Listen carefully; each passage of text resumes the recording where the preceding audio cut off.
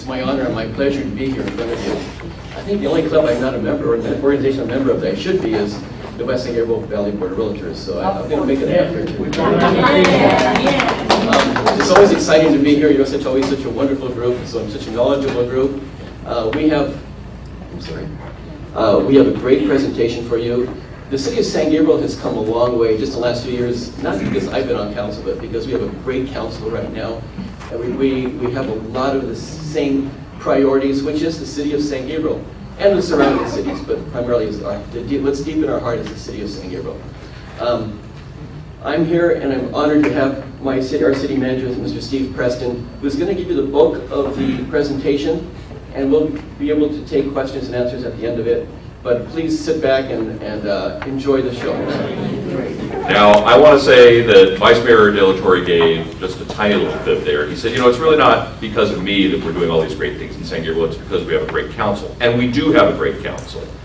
But make no mistake that many of the good changes you're going to be hearing about today in this address are because of issues that Vice Mayor De La Torre has brought to the table for us. And I think you're going to be very pleased. How many of you spend a substantial amount of your time here in the city of San Gabriel proper? Show of hands. How many of you live in the city of San Gabriel? Good, a good number of people here. Well, hopefully we've got some information here that's going to entertain, amuse, and inform you. This is a State of the City address, which we previewed about a month and a half ago at our first community meeting. This is actually the largest audience that we've presented to. And so it's going to be about a 20-minute presentation. We hope you enjoy it and that you'll learn a lot about some great things going on in the city of San Gabriel. I should mention at the start that we have some exhibits up here, and so you're welcome at the end of the presentation to take a few minutes and look at the exhibits we've got, which give you a little more information on some of the sites and activities and programs that are going to be described today. And I would be remiss if I didn't take a moment to thank two people who are sitting quietly over in the corner here, David Ospina and Melanie Benson, the city's technology team, who helped put together and assemble today's presentation. I hope you'll give them a So with that, let's get started and see what new is happening in San Gabriel. So we're going to give you a presentation today of the state of the city, a snapshot of where San Gabriel is, and a little bit of a look ahead. What you're going to see today, there are 5 messages we want you to have. The first is that San Gabriel is a city that is stable, that's sound, and that's fiscally well managed. That we're one of the most vital and attractive places to do business in the entire San Gabriel Valley. That strong city council and administrative leadership has delivered on the commitments they've made to our residents in the past year. That the council and the management team have managed, unlike many cities in this valley, to protect jobs and programs while reducing an unsustainable pension burden on our taxpayers. And that finally, and perhaps foremost to this audience, San Gabriel is investing in a big way in its future. Now, whenever I do a presentation, I always like to have a visit by my friend Winston. Winston is my West Highland White Terrier. Many people consider him to be smarter than the guy that normally occupies this chair. And some people, when shown this presentation, didn't recognize any difference between the dog sitting in the chair and the city manager sitting in the chair. Let's start with the world around us. Most of you know that it's been a very brutal year for communities around the state, for the state in general. The trauma you can see in all of these headlines, from San Bernardino, where the city's in bankruptcy, San Diego, where there's been a pension battle, the Central Valley, in Glendale, where there have been significant cuts in staff, Stockton, another bankruptcy case. And in the middle there, we've got a Pasadena Star News a listing on pension reform. And in the center, you've got the California bear with the cup out asking for money because it's been that sort of a year for government in California. But that's not necessarily reflective of everything that's going on in the city of San Gabriel. We want to start by giving you a couple of success stories. San Gabriel this year achieved the 5th highest per capita sales tax growth of any of the 31 San Gabriel Valley cities. We were second, this was our second year in the top 5. In fact, last year we were number 3 of the 31 cities. That means that we've got a little format gap here, that we did better than Alhambra, Rosemead, and Temple City. We also had the 5th smallest decline in assessed valuations during the course of the recession among the 31 San Gabriel Valley cities. Can anybody tell me, and if any audience could, you should be able to, the only city in the San Gabriel Valley that did not see a net decline in assessed valuation? San Marino. They didn't gain, they didn't lose. They stayed on the mark. But virtually every other city saw a decline in assessed valuation. Ours was one of the lowest. By comparison, cities in the high desert, Palmdale and Lancaster, saw their valuations drop by as much as 50%. Pomona by 40%. So San Gabriel did very well by comparison. We also approved this year a $42.8 million budget, one of the few cities to successfully balance its budget every year during the recession and increase our reserve despite losing redevelopment and a significant decrease in community development block grant funding. And most significant, unlike many cities in the valley, this year we achieved a significant milestone in pension reform by making adjustments to the city's pension plans that will ensure that they do not create an unsustainable burden for the taxpayers in the long run. Here are a few of the results that we've delivered for our community this year. This is the new bridge that's part of the renovation of Vincent Lugo Park. The City Council, when they selected me to be City Manager, said, we'd like you to follow 5 guiding principles and 5 major initiatives. These are not accidental.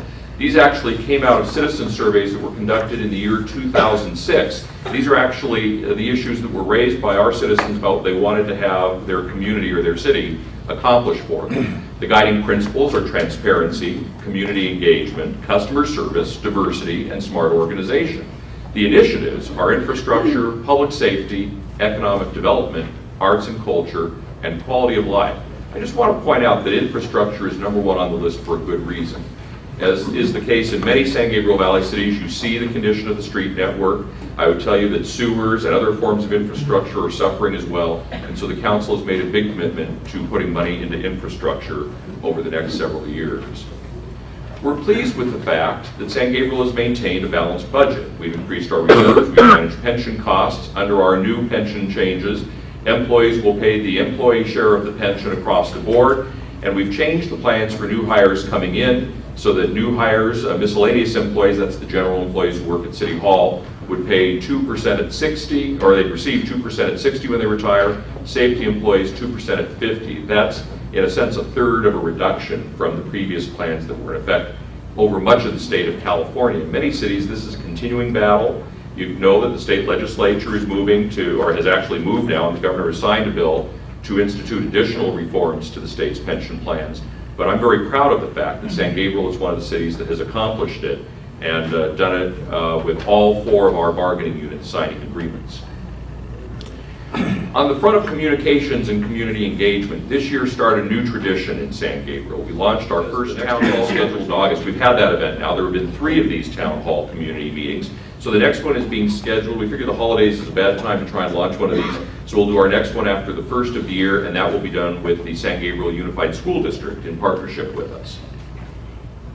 We've also done some other things on communications. This past year we launched a brilliant new website. You can see it pictured there on the right of your screen. And we've re-envisioned all of our publications. Many of you who are San Gabriel residents have received now the first 2 issues of The Grapevine. The Grapevine's been the city's newsletter for many, many years, but it's been completely re-envisioned, and in the new form it takes advertising. So if any of you want to advertise your business or properties, you can actually place an ad in The Grapevine. It's probably the highest circulation publication in San Gabriel because every household and business receives it.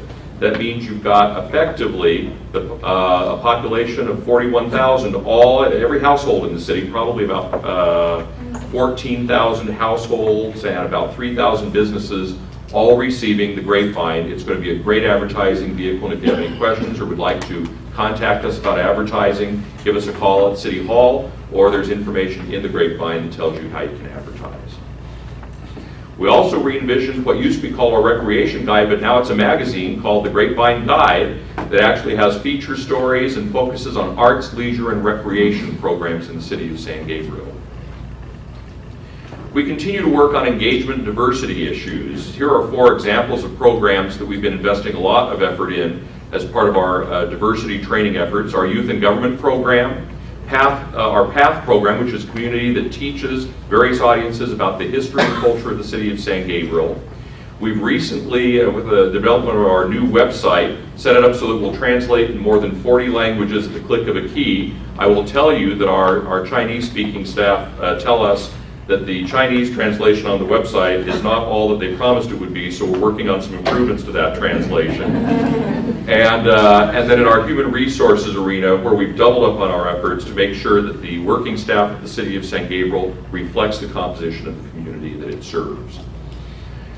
One of the big features of the past year has been a major movement forward on economic development, and a part of that's been the development of a business-friendly action plan. And since Vice Mayor De La Torre was a prime mover behind the creation of the business-friendly action plan, I'm hoping he can talk for just a moment about that project. Again, part of what we heard and part of what I heard as I was walking in neighborhoods is that, you know, the city's not friendly to businesses. You hear that all the time, not friendly to business. Well, what can we do to make it friendly business?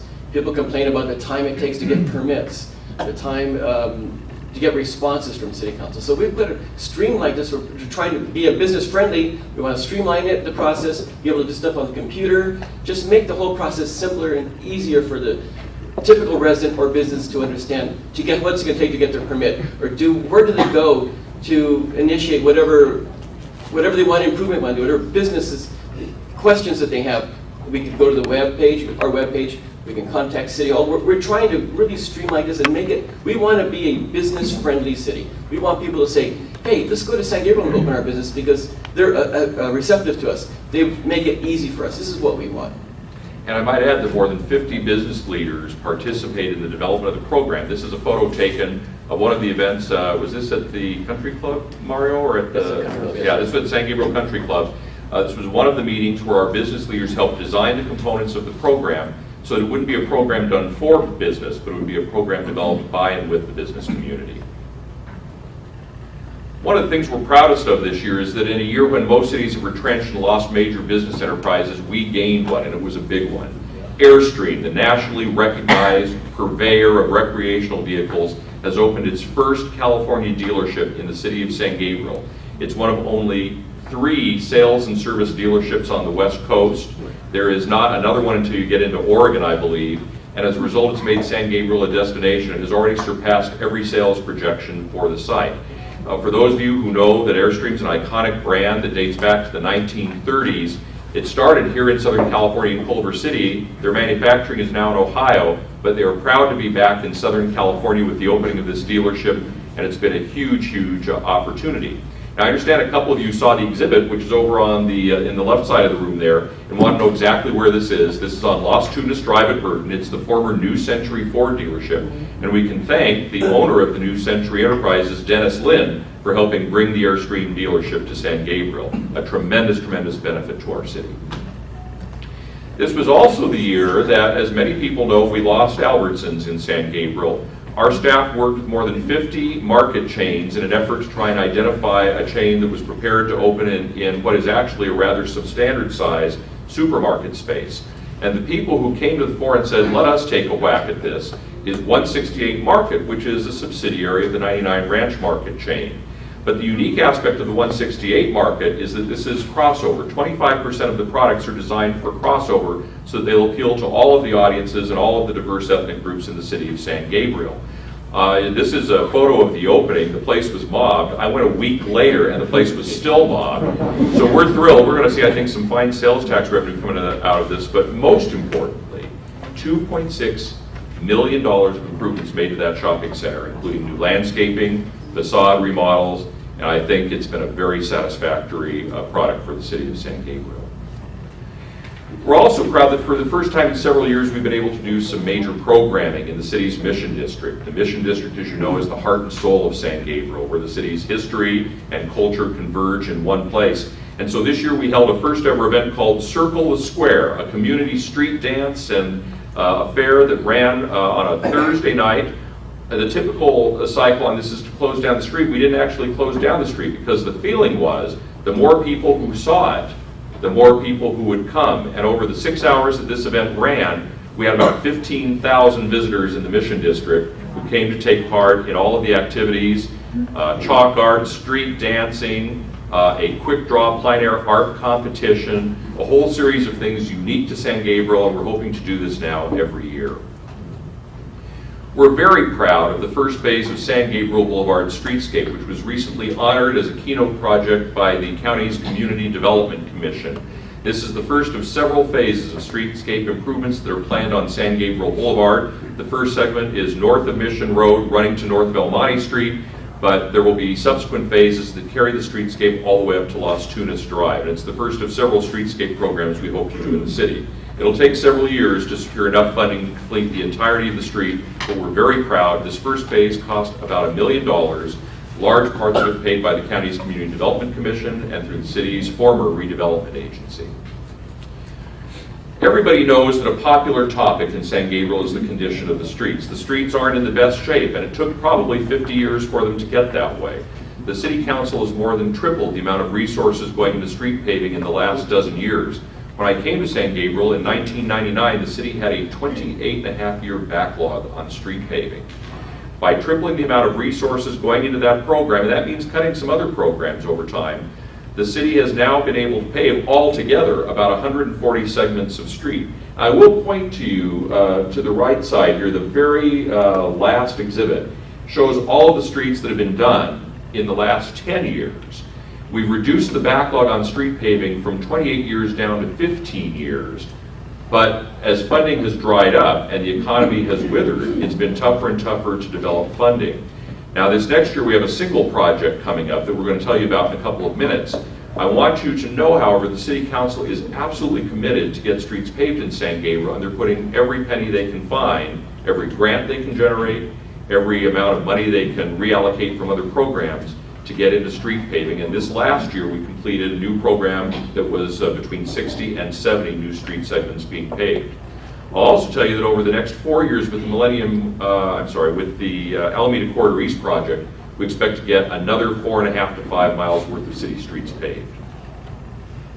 Another project we're very proud of is the completion of the first phase of the renovation of Vincent Lugo Park, funded through the San Gabriel and Lower Los Angeles Rivers and Mountains Conservancy. This is about a $5 million treatment that's resulted in new and improved play areas, partial renovation of the famous La Laguna playground, and it's just a great start. We held our grand opening on August 28th, but that's not all.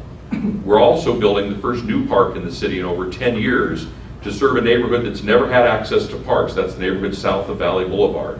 Marshall Community Park will be a $5 million park investment. We, on a lark, applied for a state grant. We competed against more than 150 government agencies. We were one of a handful that actually got approved, and the city got its full request of $4.6 million. And then we received some additional grant funding that brings the tally up to $5 million, and this will allow us to convert what used to be the Marshall Elementary School campus, which now is underserved. There's not enough students to fill it. We'll take the open spaces on that campus and develop a community park there in partnership. First time we've ever partnered with the Garvey School District. It's just a phenomenal project. I mentioned La Laguna de San Gabriel, the historic playground that was designed by folk artist Benjamin Dominguez in 1962. The playground had fallen into disrepair, and at one point the city thought it was going to have to remove the playground in order to renovate Vincent Lugo Park. But a marvelous group of people allied together under the banner of Friends of La Laguna, partnered with the city, and we now have a park, a site at the park that's being restored and has become a national model. It's actually the first playground in the country, we believe, to be declared a historic landmark, to go on both the California Register of Historic Places and receive a City of San Gabriel landmark designation. And it's been featured in many magazines, including Preservation magazine. It also was ranked as one of the top 10 playgrounds in the country in a recent online survey. In public safety, we're very proud that we've maintained historically low crime rates. This year we launched online crime reporting, we improved our parking permit system, and we've continued one of the most successful neighborhood night out programs in the country. This year, for National Night Out, we had 45 continuously running block parties, all happening on the same night in San Gabriel, with thousands of our residents participating. San Gabriel's program has become a national model and won a number of awards. And this year we also won an award from Mothers Against Drunk Driving. I want to point out that many of you hear complaints about crime, and when we were in the difficult phase of labor negotiations this year, we even had times when you may have seen police officers at our council meeting saying, well, you need to, don't take away our pension money because it's going to affect our ability to fight crime. The city is being buffeted by crime. Let me just give you a little clue here. Don't believe everything you see on the news. Crime is at its lowest rate since 1957 in the Los Angeles area.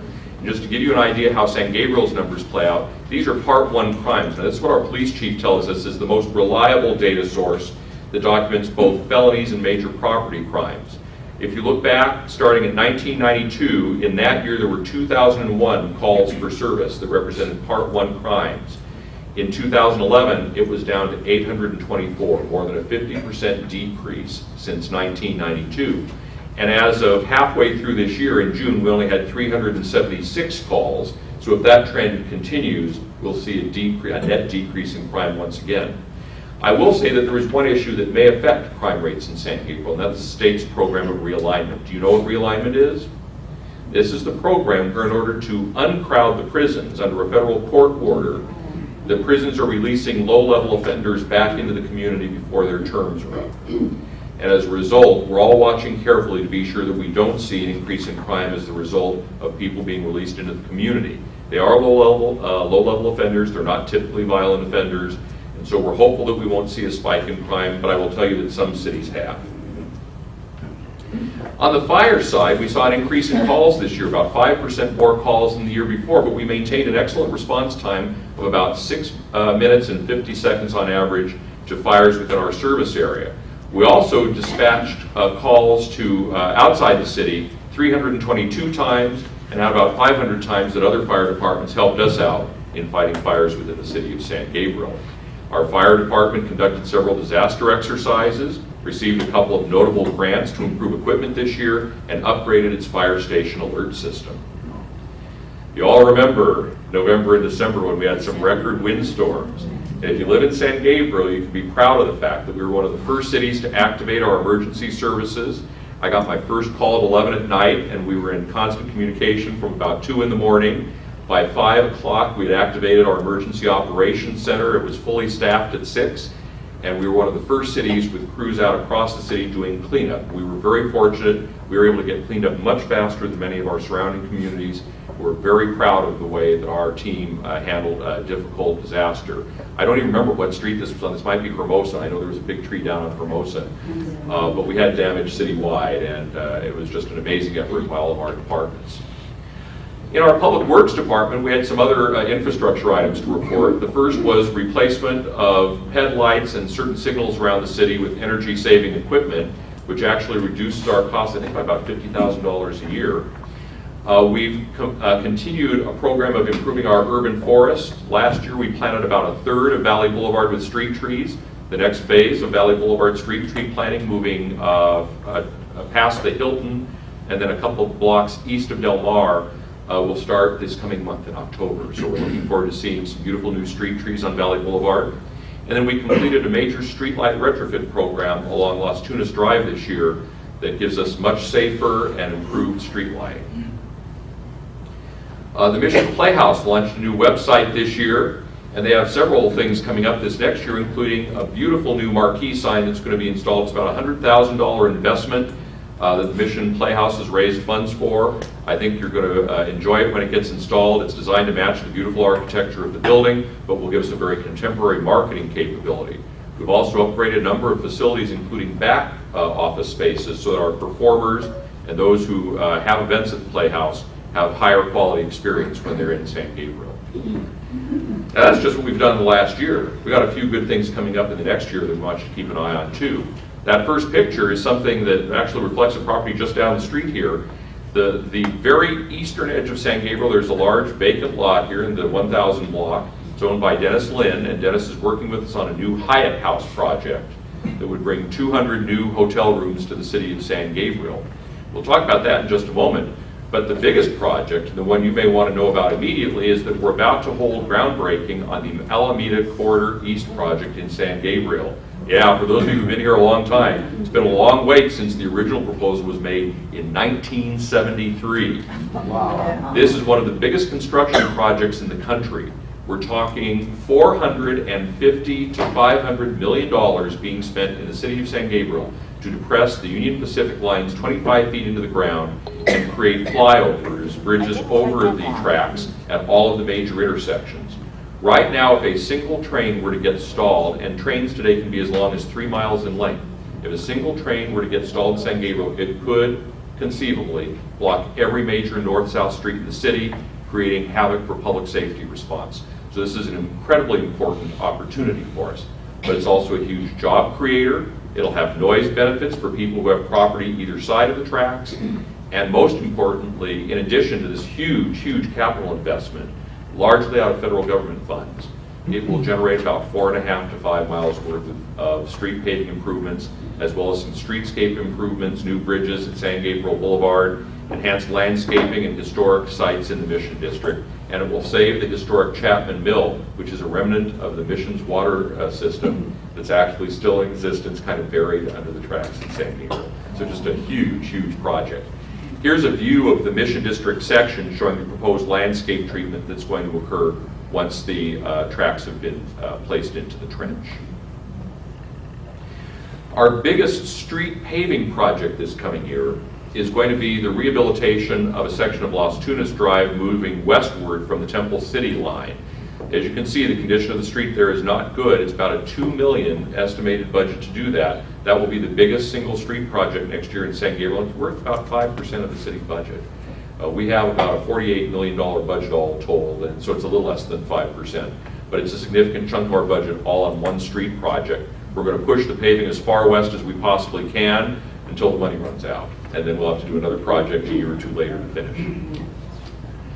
We have, however, continued with our Great Streets program, and among the improvements that you will see in the next year or so, Walnut Grove and Broadway, where we're planning on doing infrastructure improvements, including some street paving work, and improvements in the business district of the San Gabriel Village. You may remember that we've paved Fairview for 3 or 4 blocks either side of the business district there. And we waited to do the business district because the community was working with us on some streetscape improvements that would go in the village itself. And so those streetscape improvements have now been approved, but as part of the deal, the residents said we'd really like to see more residential streets paved. And so part of the money has been set aside to pave residential streets around the village. I think we're going to get 4 or 5 street segments paved there. And then, for those of you who think streets are a problem, we should remember that sewers are pretty old in cities like this too, and so the city's working on a sewer master plan. The basic plan has been approved, but we now have to work on the financing strategy to figure out how to finance sewer improvements so that the city's sewers continue to run free and clear well into the future. Here's a picture of some of the San Gabriel Village improvements that have been approved by the City Council. That's about a $250,000 project. I think maybe close to $500,000 if you include all the street paving and other work that's involved in it. Here's the proposed Hyatt House, one of our outstanding economic development projects for next year. You want to talk a little bit about the Hyatt House, Laurie? For the Crown Plaza. Okay.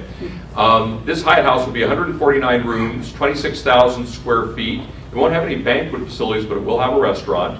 And because it generates transient occupancy tax, it provides a significant fiscal benefit to the city. A good-sized hotel could generate easily $500,000 in transient occupancy taxes that pay for city services. The application is waiting to be filed. It's gone through its first level of what's called pre-app review, and we expect them to file shortly. Another project which has now been filed with the city is the proposed Crown Plaza Hotel, and Vice Mayor De La Torre will talk a little bit about that. Okay, really quick. The Crown Plaza Hotel is actually where the old West San Gabriel Valley Board of Realtors location was on Palm and Valley. So it's going to be over 300-room hotel. We're really excited about that. We're also, the developer and owner has negotiated to bring a mainstream restaurant in there. So are you familiar with Smitty's restaurant in Pasadena? Yeah. Well, it's going to be one at the Crown Plaza Hotel, so it's really exciting. And thank you, Mario. So get your knives and forks ready for a great steak experience. Here's another project Dr. Richard Sun has proposed at 416 East Las Tunas. This would be a mixed-use project with 18 live-work units, 15 residential units, over 9,000 square feet of restaurant and retail space. That application's been filed and it's now going through our planning process. In public safety, we're working very hard on several projects in police and fire. Here's things you can expect to see in the next year. We're continuing work on a more than 10-year effort to devise a plan to replace our existing police headquarters. Built in 1962 for a city of 27,000 people, with 25 officers. Today we have more than 75 people working out of that building 24 hours a day for a city of 40,000 people. The building no longer meets earthquake standards, nor does it meet federal standards for jails and police facilities, and so we're working on a plan to replace it. But we're also improving our network servers and workstations at the police department, upgrading our 911 system, improving several program units within the police department, and in the fire department, placing a brand new paramedic ambulance into service this year. In fact, I believe that report is going on the council agenda in about 30 days. Here's a picture of the new police facility. It would replace a facility that's more than 50 years old and built for a city half the size of San Gabriel. We've been setting aside $875,000 a year for the past decade toward the cost of the project, which is about $26.5 million. And we're examining some additional financing options, which includes dedicating transient occupancy tax to it. We might look at increasing the tax, or we might, if we have enough hotels coming, find that there's enough transient occupancy tax coming in to help pay for some of that additional cost. That's the principal mechanism we're looking at, but we're also looking at several other financing alternatives as well. Excuse me. As part of that project, in order to provide sufficient space for the police department, the public works department would need to relocate, and they actually own land. They have land on the east side of town. It's called the transfer station at 939 East Grand Avenue. And this is the proposed facility that would go there. It's about a $10 million facility. Public Works has over half of the cost already budgeted. So they have a little more work to do to close the gap, but they're very close themselves. We've done some new things like bus shelters. We've launched a sewer system task force. And we've got a new sidewalk and sign inspection program coming. But most importantly, we're coming up on the centennial. And with the centennial, we have a great opportunity coming. How many of you are familiar with the famous Mission play? Yes, if you were a visitor to Los Angeles between 1900 and 1935, you would hop on a streetcar and ride out to San Gabriel, because before Disneyland, before Knott's, before Magic Mountain, the big tourist site was the San Gabriel Mission. And when you arrived at the Mission, you might be given a box of fruit and a real estate brochure. And you were invited to watch a 4-hour pageant, like the Ramona pageant, called the Mission Play. The Mission Play had more than 2 million viewers over its history, but has not been performed since 1945. The play is now being reworked thanks to a generous grant by the Peter Lloyd Crotty Foundation and with the assistance of East LA Classic Theater. And so we're going to have the Mission Play come back next year as part of the city's centennial for its first performances in a revised and updated form since 1945. We hope you'll all join us for that. There are some threats on the horizon. We think you know what some of these are. Initiative measures and litigation. We had a very difficult year in which members of our police officers union launched several initiatives, including a recall against Councilmember Julie Costanzo, initiative measures that would seek to repeal some of the city's tax authority, and several forms of litigation because of their unhappiness over the city's position on pension plans. We're pleased to say that most of those have been resolved, and on the majority of these issues, the Police Officers Association has now withdrawn its lines of attack. Having said that, I will tell you that there are still several lawsuits they have filed against the city. We will continue to defend those. I would also want to say a very simple thing about this matter, and I'm going to speak about this because I don't think it's fair to have the council have to handle this, which is that our police officers, our firefighters, they're great people who do a great job every day. And I don't believe for a minute that any individual firefighter or police officer in the city will do anything but the best job they can every single day. So if you hear about some of the discord we had in San Gabriel last year, it's about activities by a union and more importantly by the union's attorney. If you've been following reports in the Los Angeles Times in the last several weeks, the law firm that's been involved in these shenanigans has been under attack in a number of Southern California cities, and the Los Angeles Times has recently written a large expose story on what's been going on there. I think that very shortly you'll see these things all come to a head, and the city of San Gabriel is going to continue to take the high road, do the right thing for our citizens, and we will work through all those issues, and you'll see the city of San Gabriel come out stronger.